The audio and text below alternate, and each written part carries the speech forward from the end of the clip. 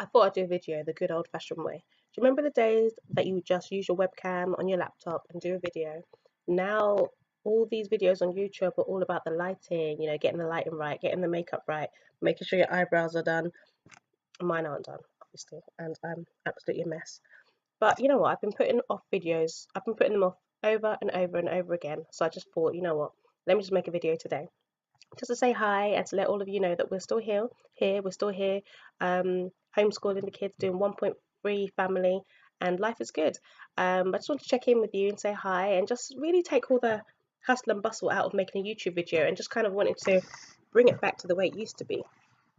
Um, well, I'm drinking my cup of tea, the kids are upstairs, and you know what? I'm getting married soon.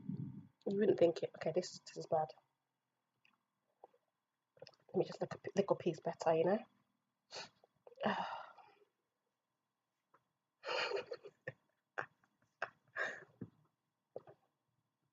that any better? No.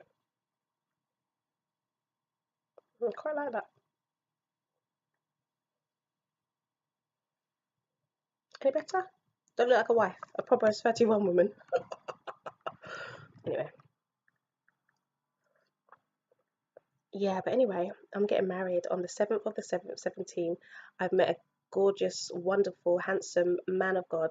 I can't believe I'm even speaking like this. It just feels quite bizarre. A single parent like me to finally be saying, after 10 years, I've finally met someone. Yeah, but I have.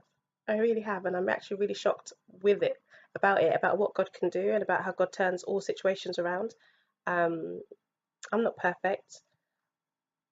I know I'm not perfect. I'm far from perfect. Um, but I'm happy. And I feel like it's like a dream come true. Me as a single mother, to my three children, I've met a single dad, and we're getting married. I'm getting married. The dream has still come true. It's like when you're a little girl and you just kind of feel like, will you ever get the chance to be with somebody? Will you ever get the chance to meet someone and just have that life companion? But it's just possible that it can actually happen. I think us as women, we tend to, when we're younger, we tend to just think, yeah, when I grow up, I'm going to get married and have 17 kids or 5 kids, whatever it is that you say as a child. I'm going to have 3 girls and 2 boys. And we say it all like that. But then you realize that when you grow up, life does not end up that way. And it's all about decisions. It's all about the people that enter into your life and knowing who you are and knowing your morals. Um, yeah, I think that life for me, I've had a good life. I've had a very, very good life. But I think, choices that your parents make when you're younger, it can impact on your own personal life. And also the way you make people treat you can also impact on it too. But I just feel like when I first became a single mom, I felt like I entered into this, it's almost like going to a single mom club.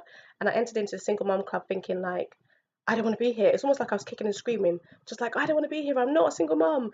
And then I remember like going to this place called it's called Cheer. It was called Cheer. I can't remember what the name of it is now. And it helped like single mothers. I remember the first time I went in there, it almost felt like what I imagined it would be like going to an alcohol anonymous class. When you go into the class and you just say, "Hello, my name is Sophia, and I'm an alcoholic," and then you talk about that, and everyone claps for you because you've said it out loud. It was the same thing. So it's almost like going into the room and having to confess that actually, you know what?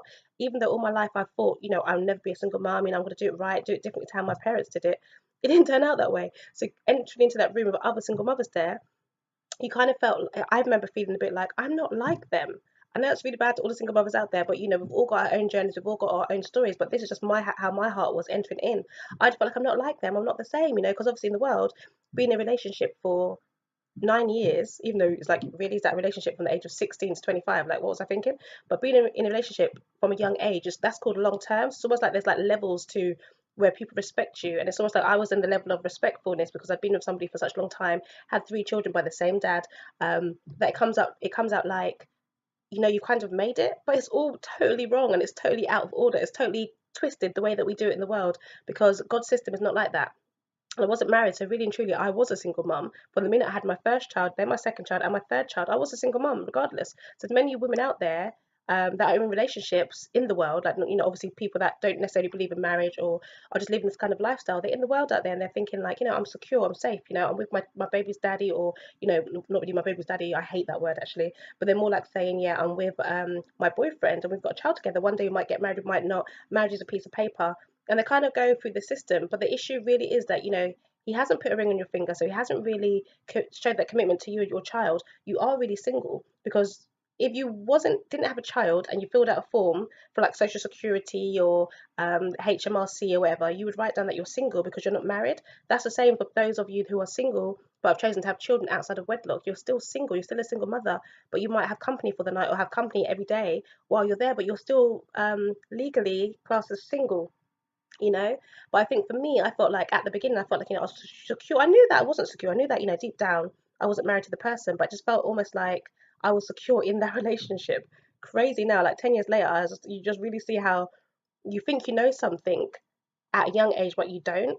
And that was me, basically. Fell into the trap and ended up as a single mother. But, you know, being a single parent has also given me so much. I don't know how to say it. It's like I've learned so much about myself through going on the journey of being a single mother, through meeting other amazing single mothers who, you know, just through their situation has put a label over them, but they've done so well in their life. I'm so proud of them. Shout out to all the single mothers out there. So proud of you raising those children on your own, and just going through the hustle and bustle and just kind of like, you know, trying to do the best that you can for your children in a bad situation. Yeah, it's sinful. Like some of the situations are sinful, the way that we enter into them. Some of them are not. Some people are single parents by death, you know, through being left alone, through divorce, through all different kinds of things. But we no matter how we got there, we have something in common, that we're raising those children on our own. But I think that sometimes, as well, as a single mother, you can kind of get disheartened. You kind of feel as though, you know, life just becomes all about your children and you forget about yourself. And you just feel as though you're going to keep like plodding along, keep just trying to give the children the best life that you possibly can give them without thinking about yourself. And that was me. So 8 years single on my own, not doing anything. Because then I branched out into the world of online dating. And that's where I finally met my future husband. Oh my gosh. And he's amazing. And I'm so excited. I'm just very excited the way that God has still blessed me with such an amazing man and this companion that I can spend the rest of my life with. Like if God wills it, that we have, you know, lots of years on this earth together. Um, that's a wonderful thing. And you know what's even more interesting for me is that my children, they yearn to have that father role model in the household. They yearn to have that father figure, that someone that can be there for them, you know. So this person that I've met is like, you know, he's able to still bring that level of authority into the household and still bring that level of manliness into the household, which my kids need. Just watching him playing basketball with the boys and him coming along with me to a parents' evening. Yeah, because one of my children is back at school, but I'll talk about that in another post. But yeah, but anyway, the whole point of this video is just to say that, you know, that's where I'm at, 2017, on my way to being a wife. But at the same time, I still want to get a lot of videos out there so that I can still talk to you from the voice of a single mother. Because I think sometimes when we're single, and then just say that, even though I can relate to the struggles of a single parent, when you get married, I don't know, but maybe some people would look at me like, oh yeah, she's a married woman now, and I'm not relating. But I'm not a married woman now. I'm engaged. I am engaged.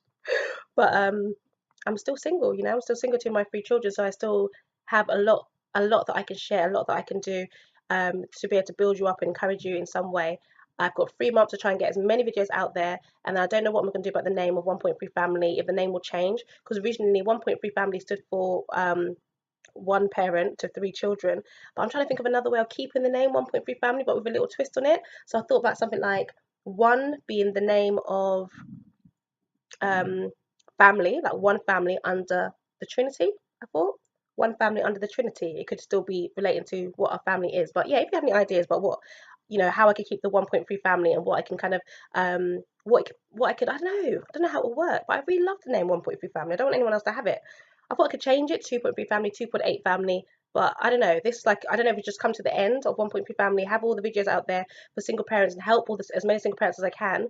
And then in July, once I'm married, maybe move on to a whole nother name and a whole nother channel. I don't know. I haven't got a clue. But yeah, so I just thought I'd come here and just talk to you, keeping it real. I'm under a normal light, no special mic, just here with my cup of tea, drinking my cup of tea and talking to you.